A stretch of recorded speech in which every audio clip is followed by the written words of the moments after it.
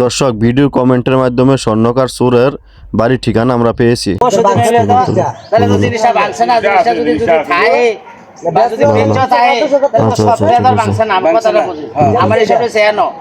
আচ্ছা আরে আমি তো মিলিয়ে তো আমার এটা বেরে তো আমরা রাজ্যের আরে আমি হেডার চিন্তা করে আমাকে তো কোনটা কইতাছি আগে তো তারে খাইছি তো তাতে ওই নাই কোন জনে যে গেলাম গিয়া তো দেখি তলা আমরা চেষ্টা করছি না আমরা দাঁড়াও যাও না আগে আগে মনে করে না না না এটা এই অনেক তারা যেমনে পারে এমনি তারা আদায় করবো একজনে খবরটা লইতে লয়ে বাস্তারে কেন তো আমাদেরকে তারা প্রায় 4 ঘন্টা বসায় রেখে এখন বলতেছে ভাই আমরা তো চোর পাইতেছি না, ঘর তালা দিয়ে চলে গেছে, আপনারা যা মন চা তা করেন।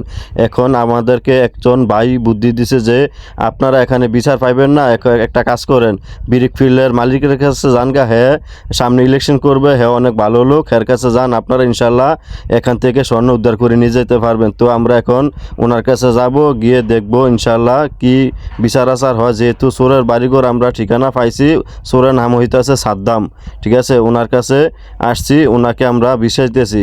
তো সবাই দোয়া করবেন যাতে করে আমরা চেইনটা এবং 2টা কানের দুল এখান থেকে উদ্ধার করে নিয়ে যেতে পারি।